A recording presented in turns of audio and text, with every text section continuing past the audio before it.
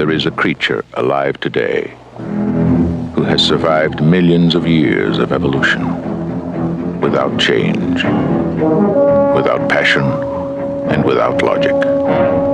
It lives to kill. A mindless eating machine. It will attack and devour anything. It is as if God created the devil and gave him the soul of Detroit. You acid around your country around my face. It's gone. What are you doing? Come on. That is not paid for by them. That is paid for by the people of Detroit. You might be qualified, Mel. I'm not qualified for this job. Let me tell you something. You want to go right now? Okay? You want to go right now, Albert? Hey kids, it's your old pal ML Elric coming to you with the show that shivers the rivers, shakes the lakes, and denies its mistakes. Which means we're management material. Right? Yeah, I thought that intro was about Shawn Windsor, actually. I was kind of disappointed it ended up by I had to besmirching get the title in there somewhere. And Elric, as if you can't tell, is not with us in studio. How many? Do you get 12 vacation weeks a year? Yeah, seriously. No, I'm going on the European model. I work for 3 weeks a year, and then I'm on vacation the rest of the time, and I eat a lot of bread. You just have a flag behind you like you're trying to be Mr. America? Yeah, what are you trying to do over there? Oh, he's in God's country. You know. Would you aptly describe northern Michigan as God's country? It is. All of Michigan is, except for maybe Monroe. Oh, good. I'm glad you. Except Monroe. I'm just glad you included Ann Arbor in there because you were so set up for a cheap shot. Yeah, you really, yeah. So where exactly are you? Actually, Monroe is a cute little town, and there's that lovely statue. Don't backtrack. Just way to bash Monroe. Okay, everyone who's in Monroe, send hate emails to ML. There's that lovely statue of General Custer downtown, too. So check it out, folks. All right. Will you say where you're at, or do you not want people to know? It's about 500 arrows short of being realistic. Oh, my gosh. He's in Monroe. I'm on Burt Lake. He's in Monroe. That's where you're vacationing. I'm right next to the cooling tower of Fermi 2, where I'm going to be taking a dip later on. That would explain my 9 toes. There's a lot of on other one things foot. that. Sorry. Not a good joke. Well, we are brought to you by Luke Nowacki and the Caju Cafe. And anybody else? Did I forget anybody else? And Patreon. Well, yeah, you forgot our most important supporter, which is you, who's watching us, because you keep us coming back week after week. We did not have any new soulmates sign up last week, which is why you don't see Shawn Windsor. We had to let him go. Yeah, Shawn is not with us because he's in Washington, D.C. following the Tigers. Doing beat well, that's writing. what we told the kids. We also told them his dog went to the farm. Oh, no. The farm, of course, is the glue factory. Awful. Stop. Keep going with jokes. I want to see how many more will bomb. How many more you got over there, Monroe? Actually, some dude from Monroe just came up on a raft and he looks unhappy, but that's okay. So that was you. Have you guys seen the movie Jaws in a long time? That's obviously what a great movie. Yeah. I gotta say, does it hold up? I don't know. I mean, not really. I feel like none of these movies hold up anymore. It's just like, I guess for its time, but yeah, just the music and all of it. I was looking at a list of, because, it's the 50th anniversary of Jaws, so maybe there's some recency bias or they're thinking about Jaws, but it was named the #1 summer movie of all time. I'm like, what? Didn't we have Avengers Endgame not that long ago? And there's been a lot of big No, that's movies. Not of all time.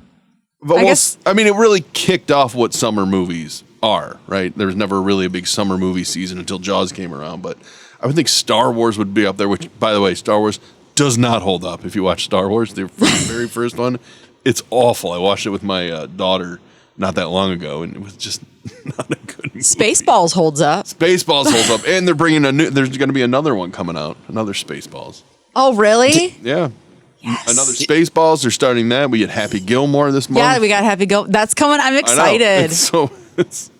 Are we getting? There's a lot of pressure there. Are we getting too old that we're getting excited for Eh, sequels for movies that were out 2 decades ago? I'm gonna embrace it. Yeah. Have you ever seen Mark Hamill do his impression of Harrison Ford talking about the first Star Wars? No, will you do an impersonation? Yes, let's see it, of Mark Monroe. Hamill Of an doing an impersonation. impersonation of Harrison Ford.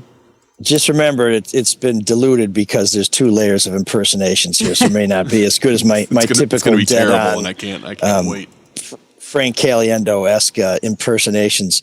So Mark Hamill says that they're on the set and they're in the trash compactor, and he says to the director, he's like, we're in this. There's all this water and all these lizards and stuff. Shouldn't we all be covered with schmutz? I mean, wouldn't that make sense? With the plot that we're in here and we're soaking wet. And he said, Harrison Ford goes, kid, it's not that kind of movie. And he says, okay, and they just move on. I'm slightly impressed. That wasn't wasn't as bad as I terrible. was really hoping it was going to be. You put a lot of effort into that. That was the 80-year-old Harrison Ford, not the dynamic young That's true. Guns of Navarone Harrison Ford. Well, you guys, both you guys have been, I thought, doing some really good work lately in your mediums. Aww. Erika on Channel 4. That means a lot coming from you, Mark, because you're brutally honest, and I appreciate that. Well, Is that a compliment? to fill Oh. Sean's role for just a minute, can I ask a question? Yes. Oh, God. Why- Don't why- do why? that. I know why you're doing that, but don't do that. For those just Shawn always listening, does he's that with the making mic. movements, and It if you would- want to see them, you have to join our. Patreon, Yes. Oh, the page. That's right. You can see us in all our glory, like Yes, old go glory here over my shoulder. Go ahead. If you just go on YouTube and watch every scene in Jaws, starring Robert Shaw, you've got the best of the movie. Like when he draws his Yes. fingernails across the chalkboard, It's so ridiculous. It's or the so- look on Roy Scheider's face. I'm when already he's getting chumming chills the water. with the chalkboard. That's almost worse Yeah. than Yeah. watching a horror Y'all movie. know me. You know how I make my living. Oh it's my just- gosh! It's one of the great. Are you going to bless us with your impressions all throughout the show? Why don't you just do a one-man recreation of Jaws on That stage? could be a bonus episode. God, imagine. Okay, for Now that's Patreon frightening. subscribers only, here's my imitation of Roy Scheider the first time he sees Jaws in the boat. He just had a pen fall out of his mouth. Are we sure his connection's good enough to keep going? The connection's good, the Do you content's want to not. chumming the water? Do you want to just, Mark? Do you want to And he just pretend the turns connection around. failed? Well, I'll just maybe just pot him down so he's just talking to us, but doesn't realize it is not being recorded. Poor guy. And this is right before I was about to give him a compliment on, I know. on his work. So much so, I actually texted you, which I rarely text you to give you a compliment, but I thought your column on Mary Sheffield was very, very good. And we'll link it in the notes. But basically, you flat out busted her again using city money for something quite questionable. Is it okay for me to Did you, talk did now? you mute him? That was your, Oh, that was your key to take over. Yeah, It wasn't a direct question. It was chastened. as a handoff. But if you want to fumble it like your Spartans, go ahead. I'm chastened. Oh, wow. Trouble with the snap? Is that what you mean? We had trouble with the snap? Yeah, so Mary Sheffield sends mail using taxpayer money to people in her district. But then once she decides she's going to run for mayor, she sends it to people in the city of Detroit. And what we found out is not only does she send it to people in the city of Detroit, but rather than mailing it to households, in other words, people who live in the district or in the city, she sends it specifically to Detroit voters. That seems kind of weird. And those of us who live outside her district started getting mail from her for the first time after she decided she's running for mayor. And perhaps the most egregious example of this is there's a woman on the east side who lives outside her district who's been dead for 6 years, Oh, geez. who got a happy birthday card from the city council president. Suffice to say, she will not be getting a vote from that woman because, as I may have mentioned, she's dead. Well, what politician sends out birthday cards anyway? I mean, that's kind of a waste of money. Scroungy ones. Yeah. I mean, she sent out, it looks like, maybe 88,000 birthday cards at a minimum in 1 year. 88,000? Yeah. And it looks like, 88,000. She spent another 20-something thousand sending out Mother's Day cards and Father's Day cards, which I got one, so I'm glad to know that she thinks I'm a swell dad. What did the card look like? I mean, was she featured prominently on it, or was Happy Father's Day featured prominently on it? Or Let's just say both of them took up a lot of real estate on this piece of propaganda. Oh, wow. Propaganda, okay. Yeah, and the mug did say, "World's Greatest Dad." Here's the mug I have now that was provided to me by members of my family. Nothing on it. Absolutely nothing on it. That means fill in the blank. You can put out No, whatever on you the want other side, it says total dick. I'm just showing you the one side, so it's not. At least it's honest. World's total dick. So what? Nothing. Wait a minute. When that in post. when you presented this to Mary's campaign, I would assume, what kind of response did they give you? I'm racist. Is that really what they said? Seriously? Yeah, it was basically, people are only saying this because this is nonsense. I communicate with my constituents all the time. I always have. Of course, you haven't always communicated to people who aren't your constituents until you're running for mayor. And then it said, people are only doing this because I'm running for mayor, I'm a woman, and I'm black. Now, I will tell you, among the many people who have criticized this are people who are women, Women, yes. and who are black, including former city council president Santil Jenkins, who's also running for mayor. So you should take that into account. But she said, when I was on city council, I didn't send out junk like this. So, and I will tell you, I spoke to other former city council members who also said, hey, maybe as the city council president, she can send stuff out citywide and she can justify that. But birthday cards, come on now. That's pretty obvious what the game is here. And so she's not happy. This is the second week in a row where she's also blamed other people. She said, oh, a dead person got one. That must be somebody on my staff got that wrong. Now, the Free Press, and I have nothing to do with endorsements, which I'm happy about. As people may recall, I've been quoted as saying I think newspapers should get out of the endorsement game when it comes to candidates. The Free Press, on the same day my column ran saying that Mary's doing something sketchy, we endorsed her. So I got a text from Horace Sheffield's, her father, Horace Sheffield, that was strictly a link to my column. And I thought, uh-oh. So I just sent him back a link to our endorsement, and he sent me a thumbs up. So I guess it kind of worked out for me this time, which is handy. Which one do you know which one got more clicks? Well, the editorial was free. The endorsement was free. Mine was behind the paywall. Mm-hmm. But we have since made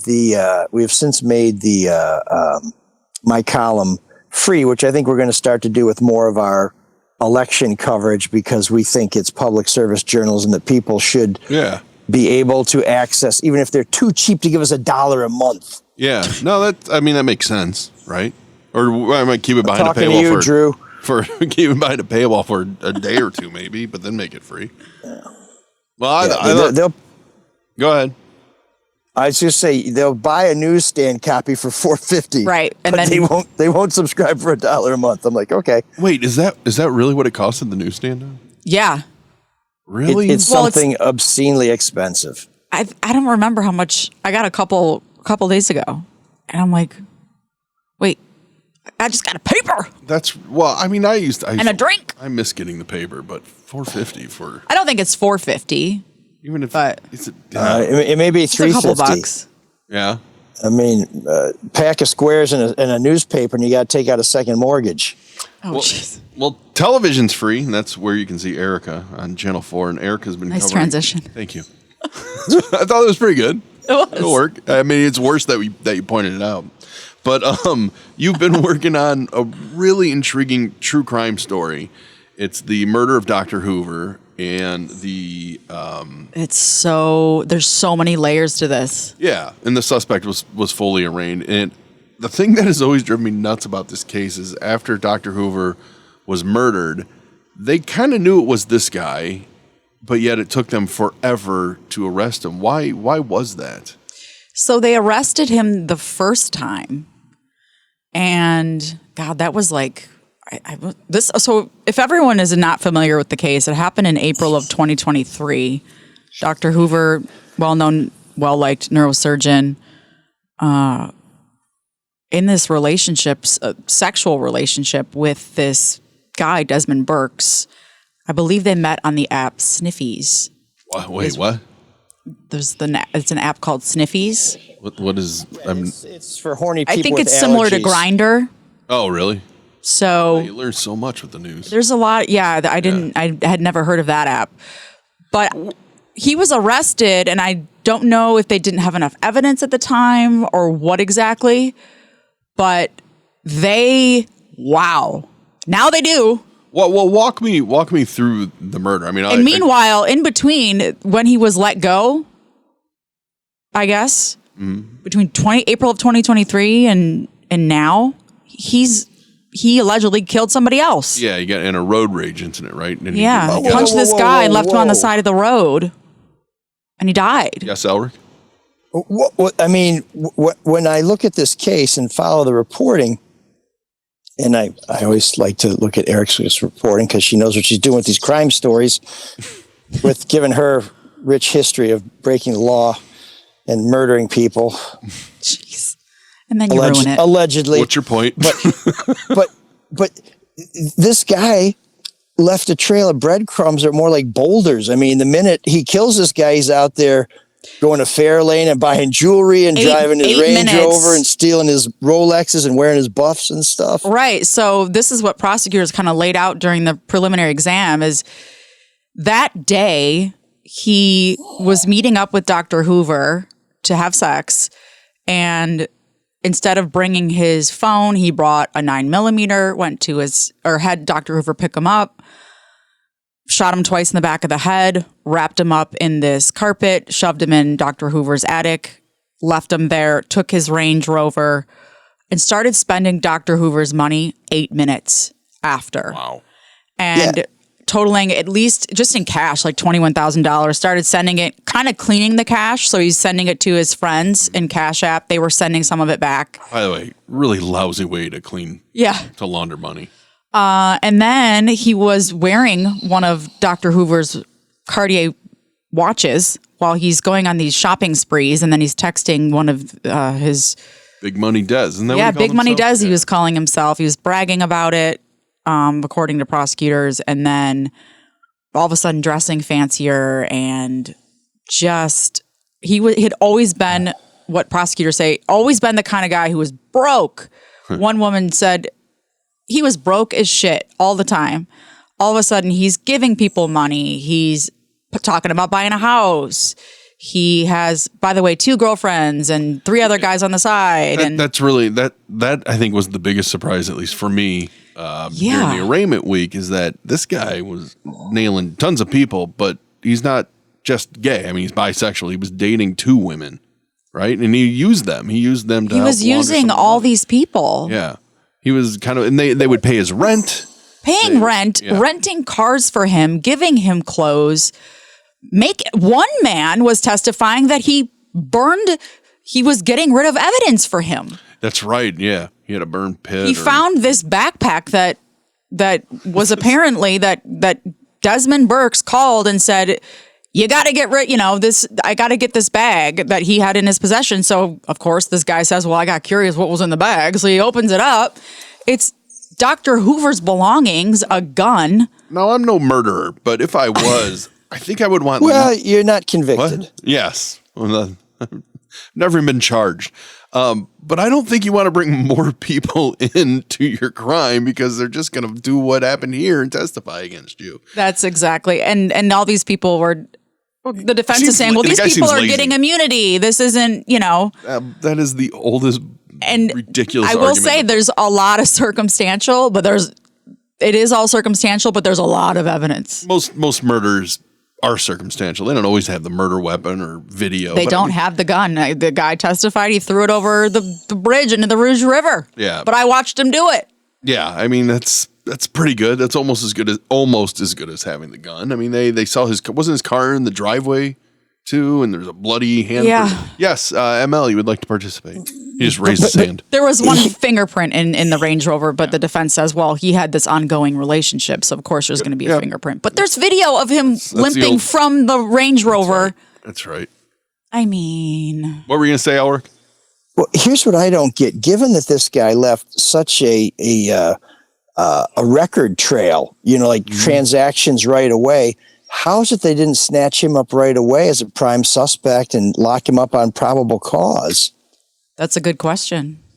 That's a really, really good question. And as you said, Erika, someone else in the meantime died because this madman is out on the streets. Yeah. Yeah.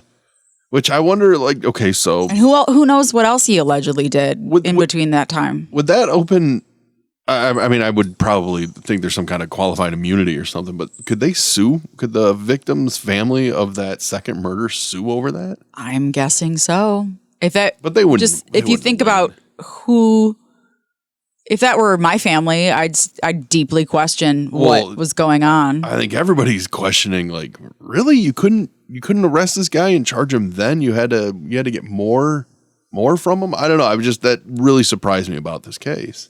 But then he did have all these people burning evidence in backyards and it gives him more time, sending money through different names and all this stuff. So I don't know. Again, that helps convict him, right? If you're watching him and he's committing these crimes to cover up the crime, getting rid of evidence. But when this doctor died, I remember he's very popular, very prominent. Mm-hmm. Not only was he someone where there were patients and friends who were concerned, but typically when a single gay man is killed around here, people are concerned it's a hate crime. And so the gay community was very concerned, are police going to do their best to try and solve this? Is he a victim of some sort of predator, which it appears that he probably was, but it was a predator he knew.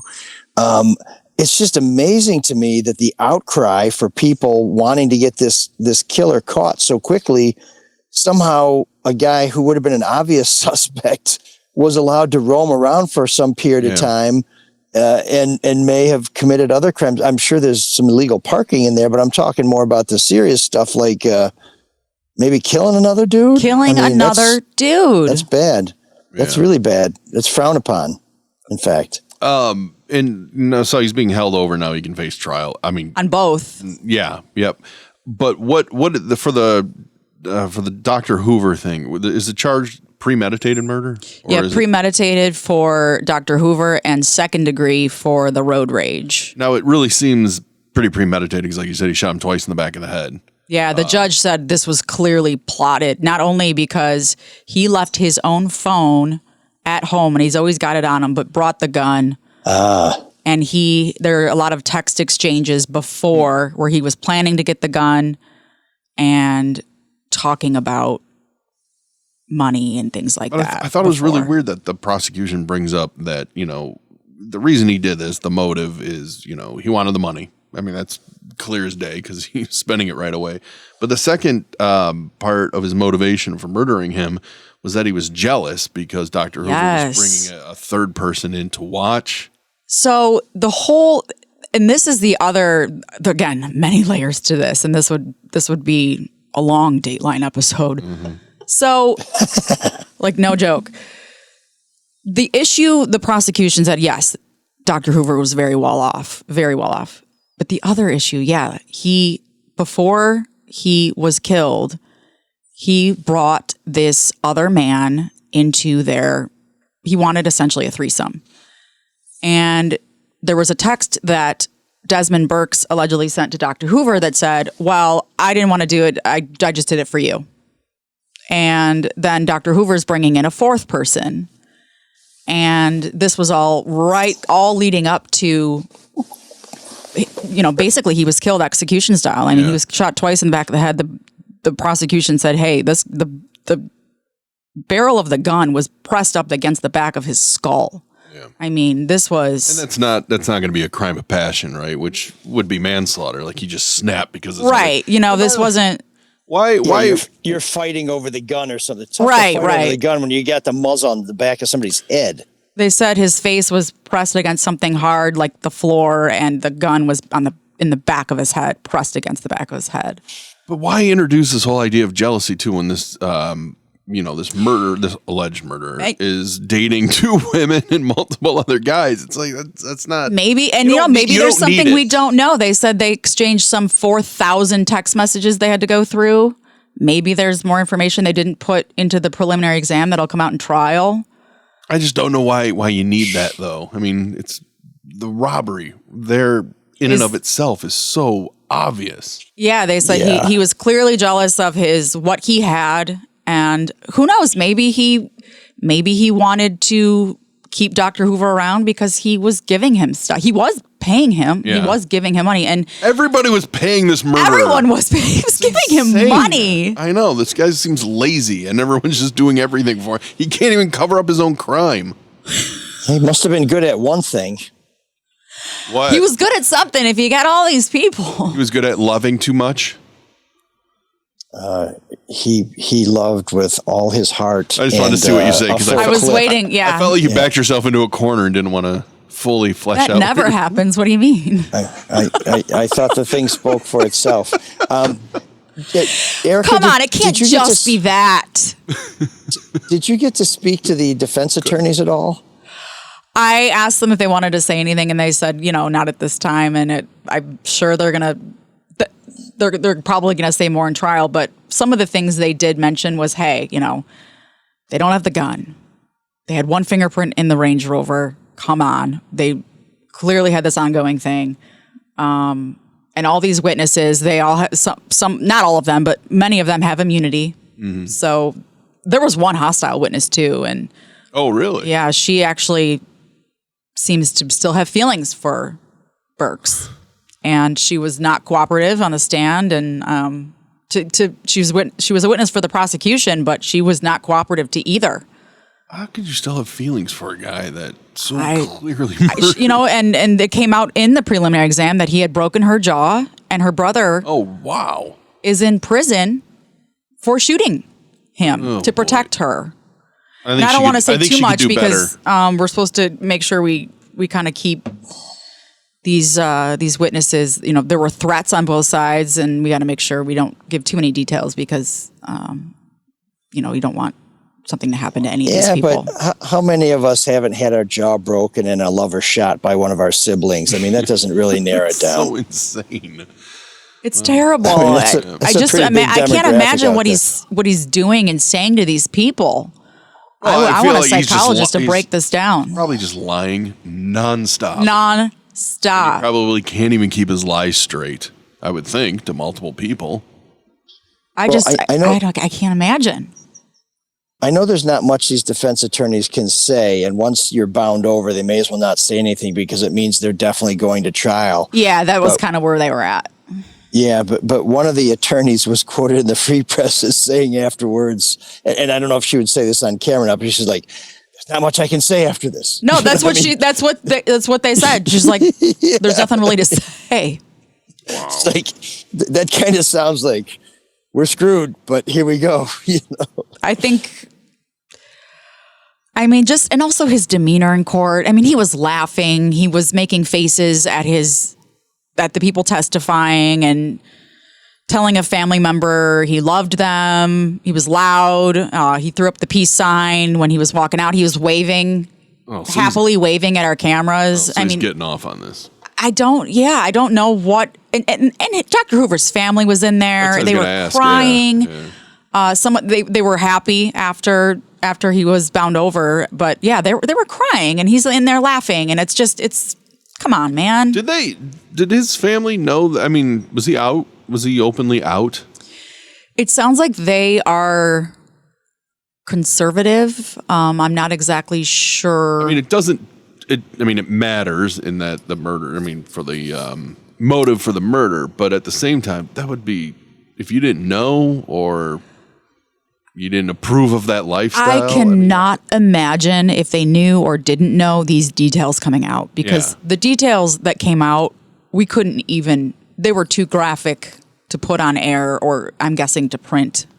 They're just way too graphic. You can't really put yourself in somebody else's shoes going through something like that because it's just so unusual and so horrific. But I think I would want to know every single detail. Yeah? Yeah, I think I would too, just to be able to. No matter how painful it is, I think I would want it. That's just how I am, though. Where it's like I would want to know every single little thing. That groan seemed to. You wouldn't signal some disagreement there, Alric. Yeah, if a loved one of mine was tortured in their final moments, I probably would just want to get the broad strokes. I don't think I want to get the second by second agony, but people, sometimes they have to process the whole thing to then be able to expel it. But Erika, I'm going to ask you a question. It's going to sound like a really weird analogy, but a friend of mine is a super talented photographer. He used to work for NFL Films, EA Sports, all this other stuff. He does a lot of freelance photography, F1, stuff like that.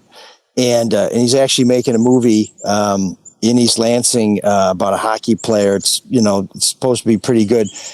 He was on the set with Brad Pitt. And this guy, who loves women like nobody else, said, Brad Pitt's gorgeous. When you're around him, you're like, okay, I understand why people lose their mind over Brad Pitt.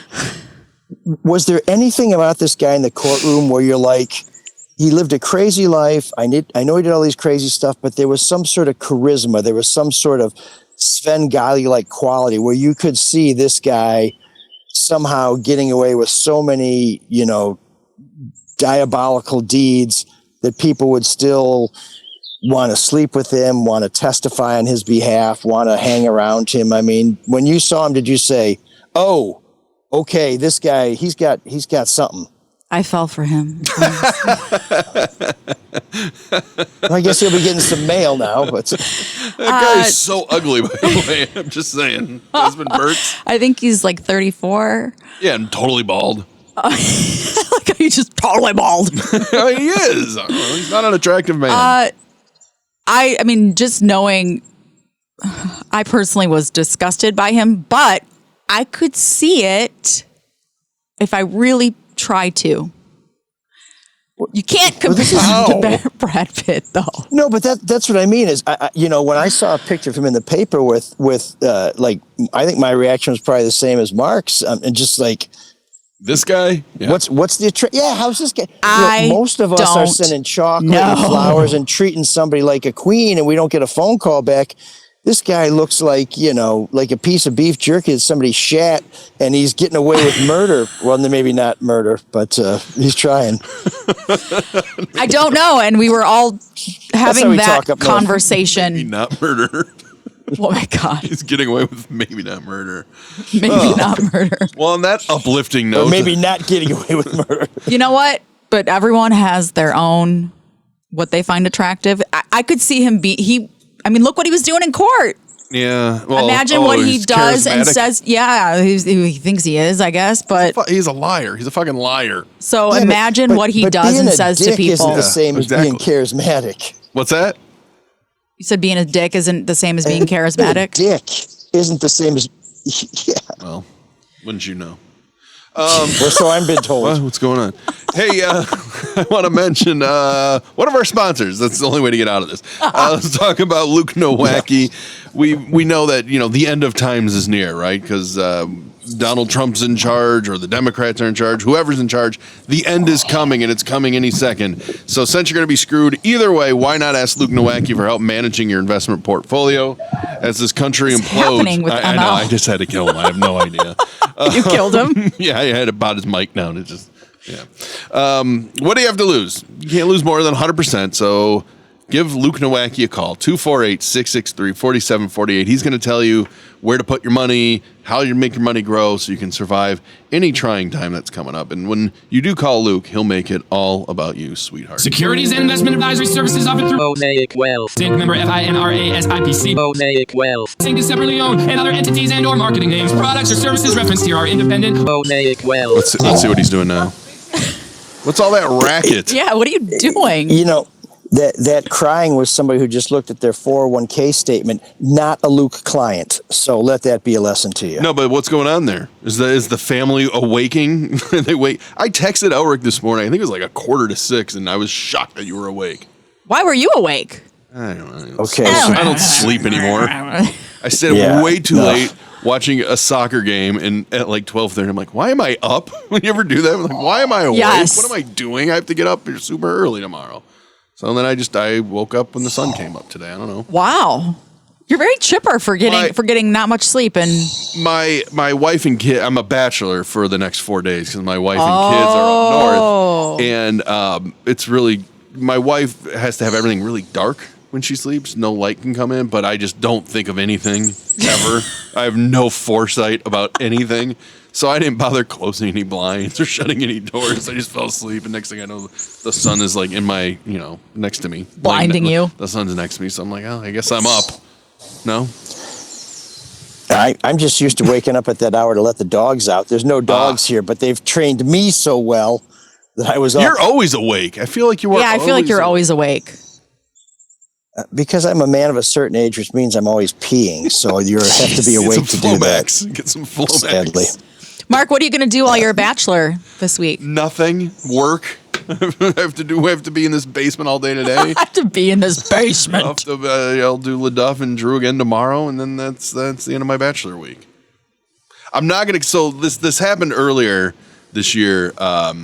We were all up north, but I came back early to work, and she was gonna come back with the kids on a Friday, and I had a bunch of stuff going on, and Drew was gonna record early on a Thursday. So I'm like, okay, I'll get to Drew's. I'll leave here at 11 o'clock. That'll give me plenty of time to prep and do everything I need. And so at 10:30, I get a text. She goes, power's out. We're on our way back. Oh, God. And boy, you've never seen someone clean a house as quick as I did. It's like I ran over to the dishwasher because the dishwasher because everything's in the sink. Just loaded that fucker up. Quick cycle. Ran to the basement, loaded that up, picked up the house, vacuumed. I did everything. And then it hit me when she got home. They brought a bunch of shit into the house. I probably could have left it a mess because when you unpack a car for a family vacation, no, because then everywhere. You don't want that because then she would have come home to a mess. That would have, it's crazy how fast we clean when we think someone's going to pop by. But she wouldn't be mad if when we murder a guy. Oh my God, that's true. That's a good point. Like my wife is very nice. She would not have been like livid at me. She wouldn't be. Yeah, but it's also nice. It's also nice for when we women come home and it's like, that was totally about me because I didn't want her to think I was. You're like, no, don't get me wrong. It was for me. I didn't want her to think I was being the lazy slob that I was for a whole week where I didn't pick anything up. Even though I was supposed to fix a ceiling fan too, and so I tried fixing that really quick. Oh my God! And the whole thing fell apart. I'm like, I guess we're getting a new ceiling fan. Just break it. I tried. I probably shouldn't be left alone ever. I think is what I'm learning. That's pretty much what it sounds like. You need a babysitter. I do. Let's talk about the Caju Cafe. You want to tell us about that, Elric? Or do you want me to do the read? Oh, yeah. Well, how about you do the read? Because I got to go to work. Cafe. Oh, man. I got to go to work. All right. You boys have fun. Thank you for being late and stopping by. Shut up. But at least we got to talk about Dr. Hoover, so that's good. I mean, there's still more. I mean, I could go on forever. When is the trial? Oh wow, he's got to be arraigned technically in a higher court. Wait, this wasn't arraigned? What was this then? I know. That's in a couple days. Oh, okay. But you're what is this then? Well, he's got to be arraigned in circuit court. Okay. Now. I don't understand any of that. I don't know what any of that means. Just give me to the meat of the trial. Let's do it. That'll be later. I'll fill you in. All right. Well, have a good day at work. Thank you. What are you covering today? Do you know?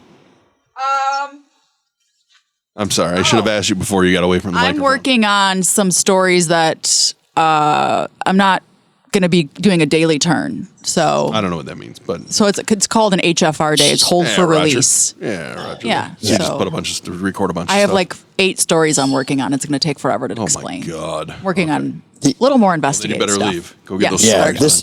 this is the good stuff. These are the yarns that take some time to tell. So yeah. Well, Caju Cafe. Let me tell you, I'm bummed I'm not there right now, although it's pretty nice right here today.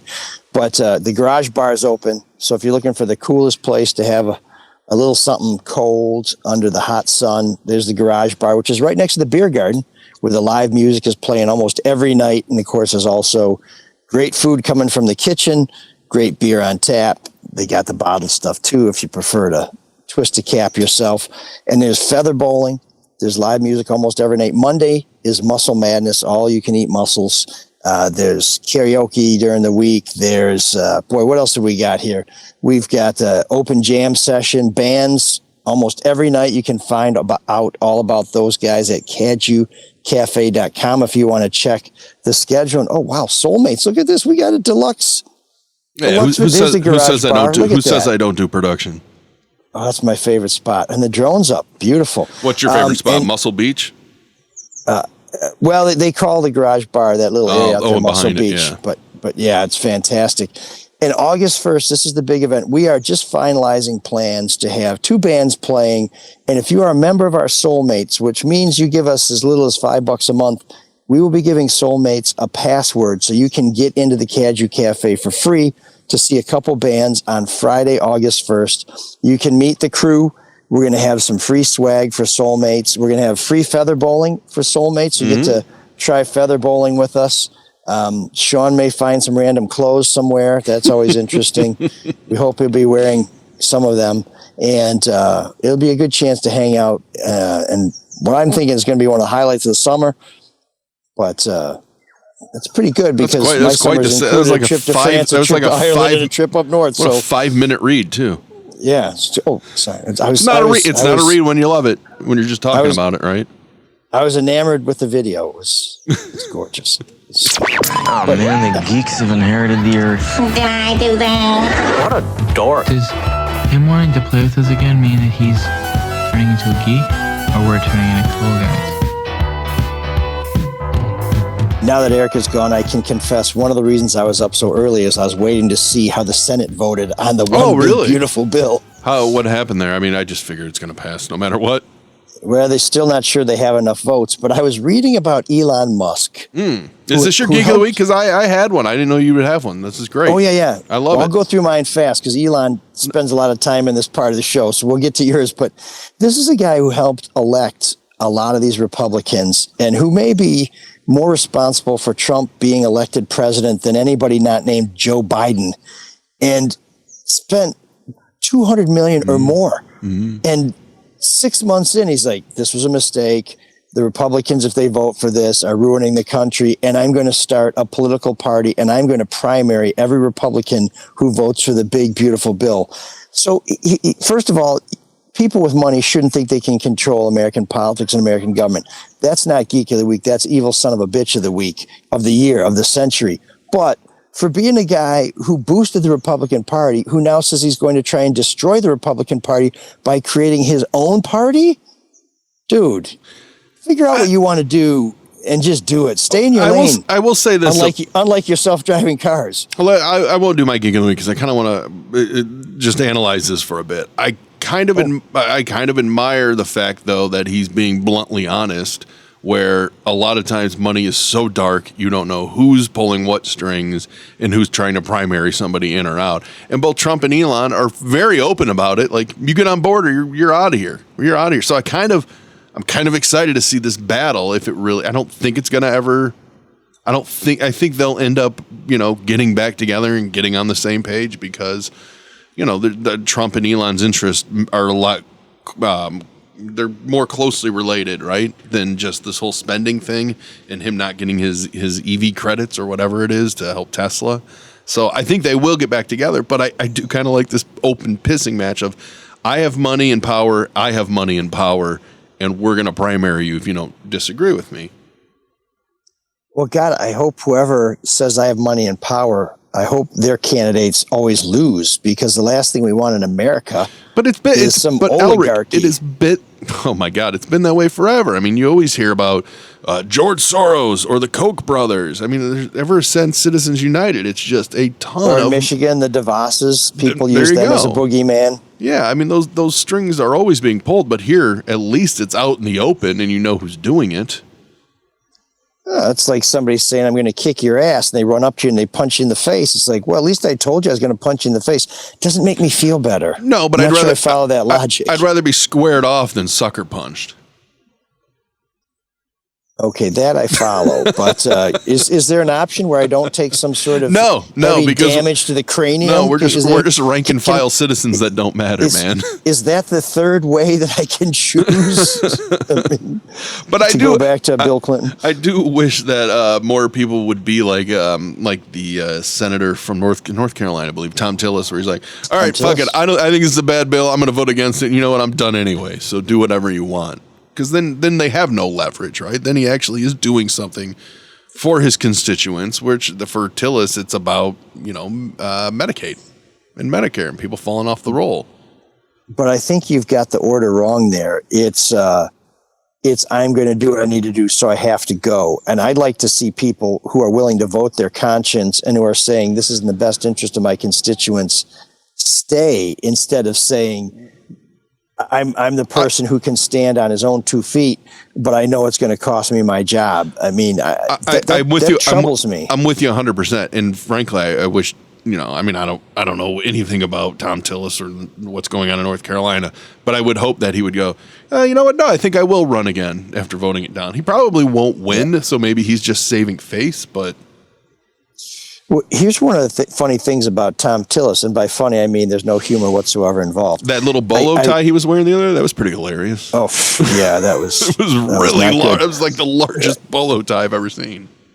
But I read that one of his rises to power in North Carolina was he really railed against Obamacare. Yeah. And now it essentially sounds like his career is going to be over in politics because he's trying to preserve some of the effects of Obamacare in North Carolina. So, at the same Pretty time, ironic. he seems like a man of conscience. It kind of seems like, I guess you figured it out a little late, and now you're gonna suck a dick. Don't get me wrong. I feel most, if not all, of Congress is just only in their self-interest on both sides of the aisle. 100%. It's about maintaining their job and their prestige and their own ego. It's not really about the constituents. Well, and the other guy is that too jaded? Is that too jaded of a feeling that I have about politics? I don't think it's that out of line with the mainstream. Yeah, it's a little jaded, but the other guy who's bailing is Don Bacon, who's a Republican from Nebraska. He's a former general, Air Force general. He's the most bipartisan member of Congress. He serves in a Nebraska congressional district that was won by Kamala Harris. So he's a Republican who can get votes from Democrats, but who also satisfies enough Republicans to stay in office. He served his country at a very high level. In other words, he's a grandfather, so he has family and he knows the value of family. In other words, he's the kind of guy that we want more of. He's gone. He says there's no place for me in Congress anymore. This is what worries me. I don't care whether you're a Republican or a Democrat. I remember Tim Penny and John Kasich. Tim Penny, Minnesota Democrat, John Kasich, Republican from Ohio. They worked together to balance the budget, to get legislation done, to bring people together, to actually solve problems that most Americans wanted solved. There's nothing and nobody like that left in Congress. You have to be hyper partisan now, or else you're never going to get out of your primary, because the extremes in both parties seem to win their primaries.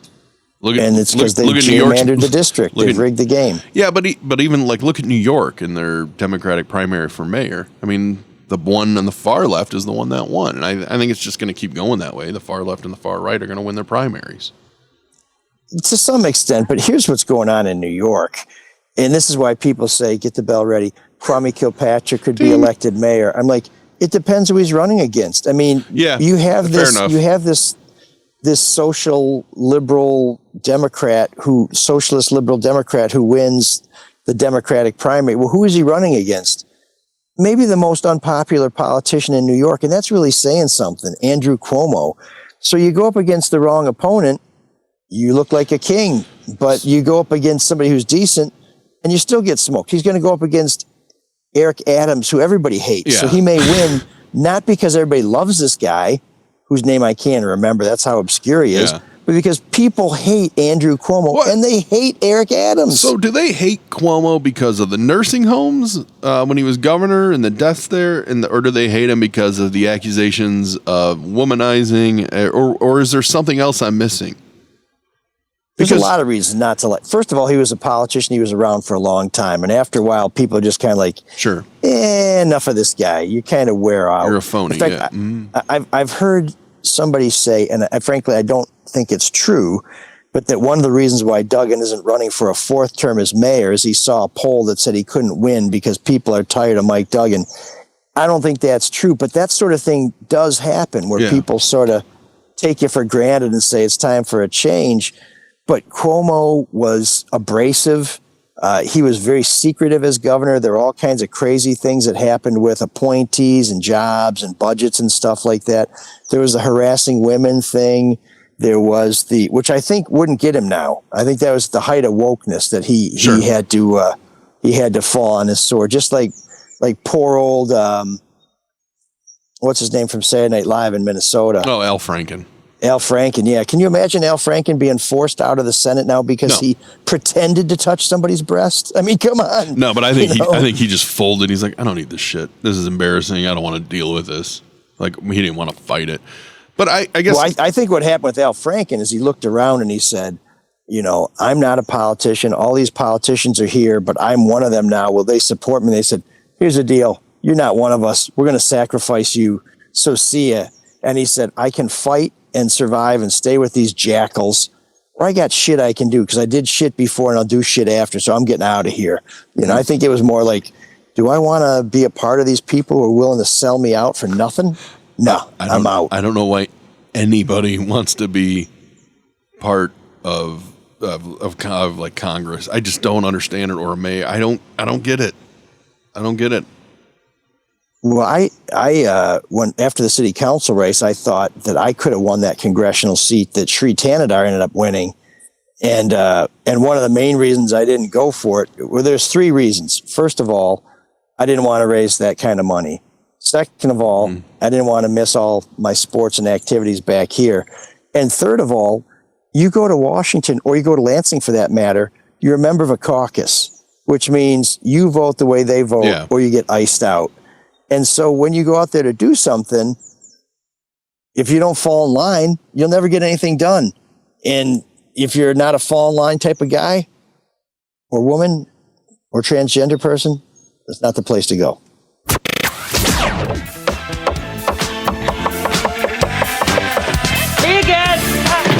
There's an all-night party in room 7609.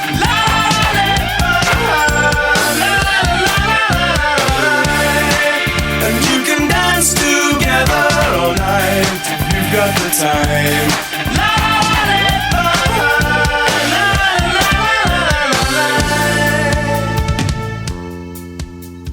You changed your aspect on your camera. I did because I'm trying to read this week's. You want me to read it? If you don't mind, it's a pretty interesting one, and any group that features Jello Biafra and Al Jorgensen, I want to know more about. Jello is from the Dead Kennedys. Is that right? The Dead Kennedys, and of course, Al Jorgensen from Ministry. Ministry. Yeah. So the email comes from Zach. He says, Zach here from Chatham, Ontario. Just wanted to submit a potential song for your great segment. Oh, he's already kissing your ass just to get a song played. Oh, I love Canadians, and I love people who love Room 7609. So you're saying him kissing your ass worked? It's a band called Lard, featuring Jello Biafra, from the Dead Kennedys and Al Jorgensen and other members of Ministry. The song is from the EP, The Power of Lard. By the way, great band name. I love them already just because of the band name. It's a great story song about the dark side of televangelism. I love it. Very topical since Jimmy Swaggart isn't doing so great right now. I think it's always a worthy topic. And I love the show. I didn't know Jimmy Swaggart was still alive. Yeah, I know. Barely. Yeah, Damn. that's funny. We were talking about that the other day when he got rushed to the hospital. It's like, I had no idea how that he was still kicking it around. He also says Marc and Shawn, and he spells Shawn. The three ways you can spell Shawn are great to keep up the great work. So that brings us. And since he's Canadian, he added a U to Shawn, right? He did, yeah, and he also spelled it Sean. So, but here is Lard. With I already forgot the name of the song. Humble something. Hell Fudge, that's what it is. Oh. Hell Fudge.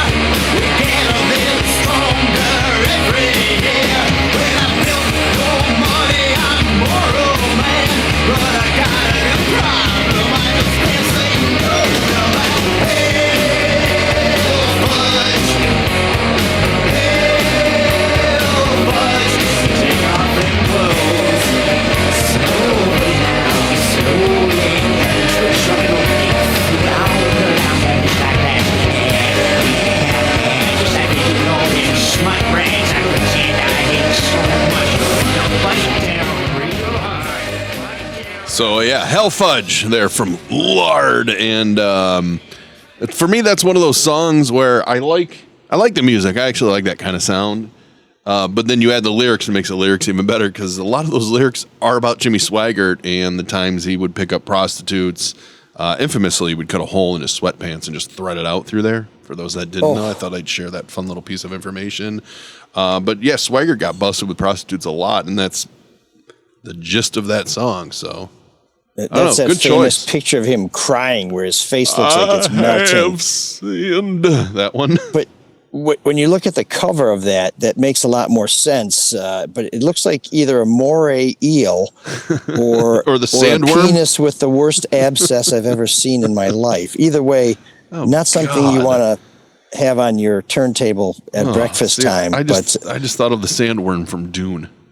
No? Oh yeah, very much like a moray eel, absolutely. But whenever I hear Jello Biafra, that's one of those moments when I kick myself because I'm like, I don't really like to be up in front of a crowd and be the center of attention, but I think I have the attitude and the energy to front a band. But I've always thought, but I can't sing. And then you see Jello Biafra, I'm like, that never occurred to Jello Biafra that this was disqualifying. It's like, and Gordon Gano from the Violent Femmes, he's just like, wait, you got to be able to carry a tune. I can carry a guitar. It's like, why am I knocking myself out of all these competitions when there are people taking home the gold? Exactly. Who don't even have the requisite skills? Yeah, most of it's a show, man. You can do that. Well, I know your phone's dying, so let's get to feedback here. Well, first let's thank our donors. Oh yeah, go ahead. Oh yeah. You want me to do it or do you want to do it? Well, I'll tell you about Don. Don gave us a very generous donation. Don supports the show in lots of ways, shows up at a lot of our events, and he's heard our cry for more money because we've lost a major sponsor this year. We've had to cut back on a lot of salaries to the staff. A lot of cutbacks of the Red Shovel Network. I'll tell you that much. No, it's now the Red Ink Network, and we are sustained really by our Patreon group that we started about a year ago. If it wasn't for you guys, we really wouldn't be here. And we'd love to have you at any level. $5, $15, $25 more. Hey, you want to sit on a show? Make $100 pledge for, I don't know, maybe a year. We'll let you come in on a show. But for $5 only, you'll be a soulmate, and we'll give you special access to our big show on August 1st. And Tamara sent us a one-time donation as well. And Mark, a great note. Yeah, it's fantastic. She said, I thank you for keeping me informed and entertained weekly. Minus room 7609, which I almost always fast forward. Tamara, you're breaking my heart, but clearly a Windsor mate, a big Shawn fan there. So no, it doesn't. It's greatly appreciated. I just don't want people to think that we don't care because it does matter. It does, and if you don't want to do the monthly thing, you can do a one-time donation through Patreon, or like Don and Tamara, just go to our website. You'll see a link for Venmo and PayPal. Put some money in a kitty. We'll spread it around, and it's much appreciated. And another piece of feedback. This one's from Willow. Willow sends good emails all the time. Thank you, Willow. Keep it up to all the shows. Appreciate it. Terrible Val Kilmer movie, though. Oh, you didn't like Willow? With the little person. What's his name? I can't think of his name. Yeah, he does a lot with Ricky Gervais. Warwick Davis, yeah. Warwick Davis, Life is Short is one of the most underrated shows with Warwick Davis and Ricky Gervais and Stephen Merchant. I love the one where Liam Neeson comes in to do improvisational comedy. That is, look it up on maybe I'll link it in the notes. It is such a great scene. But Willow, let's start over because you ruined it. You ruined it. She writes, this is the council seat you ran for, right? Which she'll get into. Pretty sure you came in second, so you put a whooping on the now late judge to mark the end of his career in public service. I'm assuming you have a story or two about him, and she's referring to Judge Virgil Clark Smith, who died last week at 77. And I remember Virgil Jr. because he was in the news a lot. Yeah, people call him Junior, but he's really Virgil Kai Smith, and he was a state senator who made the mistake of being caught in his bedroom naked when his ex-wife came over. I think he'd invited her over, maybe thinking this was going to spark something. Instead, he got mad at her. She got mad at him. he chased the ex out, and then the best we can say about it is he shot her Mercedes to death. That's right. Yep. And wasn't trying nude. to kill her. That's what his supporters say. He was just trying to kill her car. Yeah. But just, pro tip here, don't fire a rifle down a street. It's never anything good comes of it. So yes, Judge Smith, longtime state senator too, whose career moved to the judiciary after he was term limited.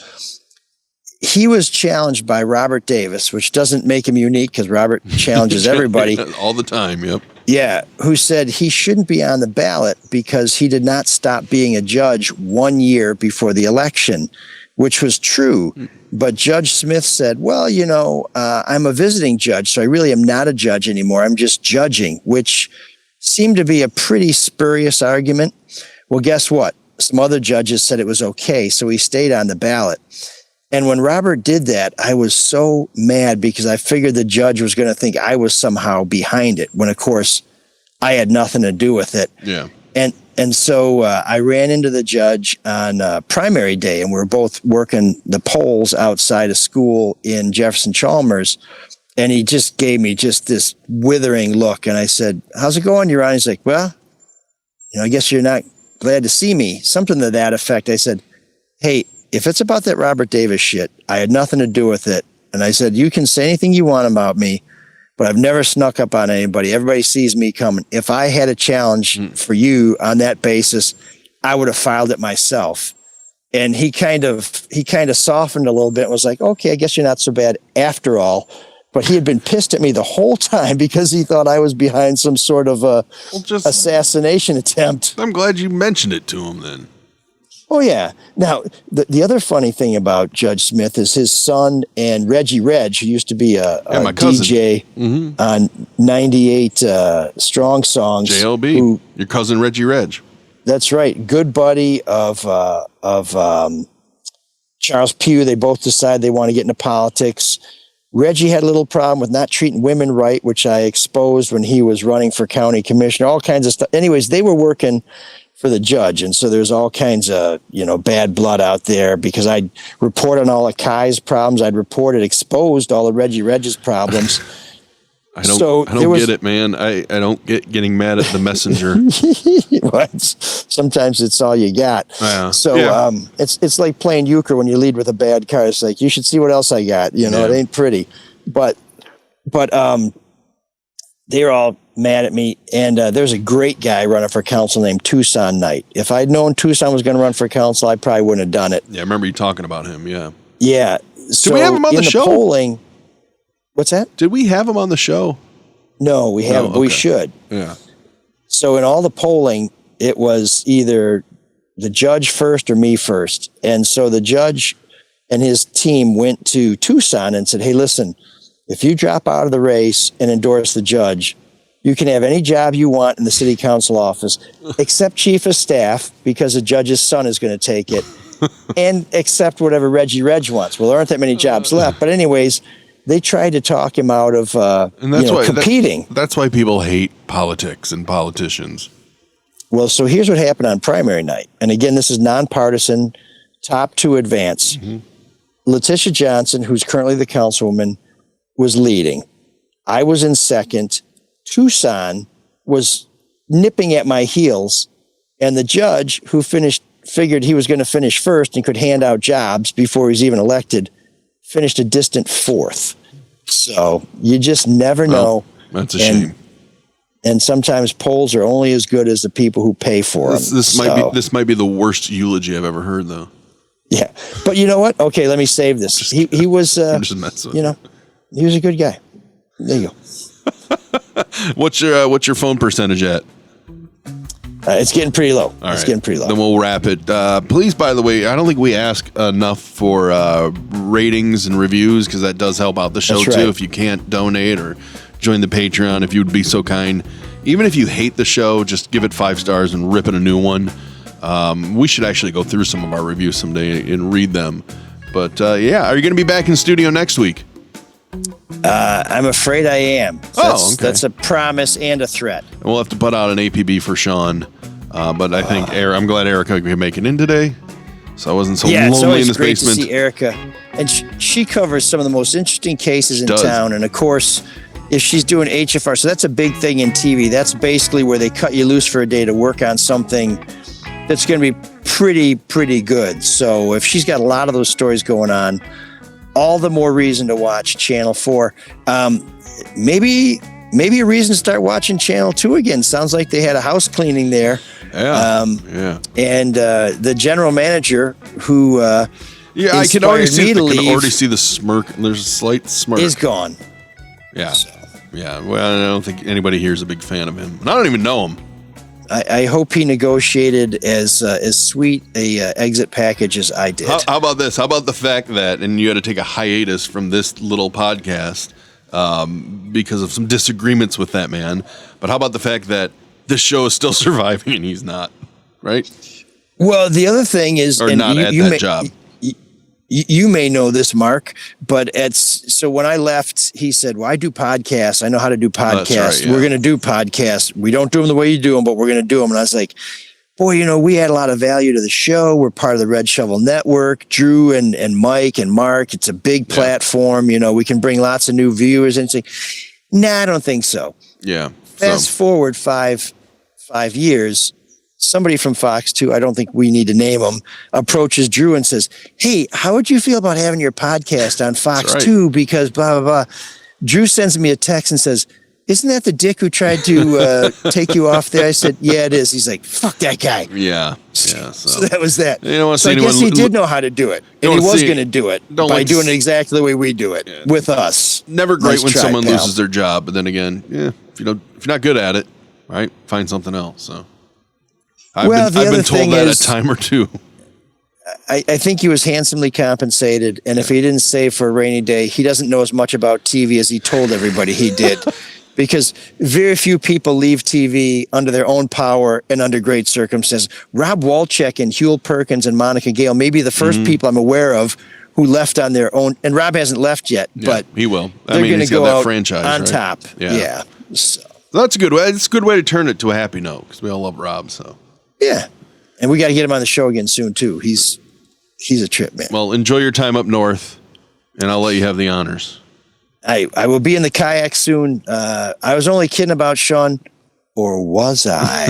Let's get those donations in. And Mark, paychecks come out today. Oh, so, beautiful. Thank you. I apologize in advance for the paltry sum. But until next week. I'm just a pass-through for all my bills. You should just write it to them. I'm just holding it for a minute. Yeah. I'm just putting 3% on it for the credit card company. There you go. Yeah. All right. But you know who we'll never get rid of? It's a man who works for free, which is why we have Cyrus here to take us out. Can you dig that? Can you dig it? Can you dig it? We've got a panic on our hands on the 4th of July. Bad Shawn. But I'll catch him and kill him. None of man's fantasies of evil can compare with the reality of The Soul of Detroit. See it before you go swimming.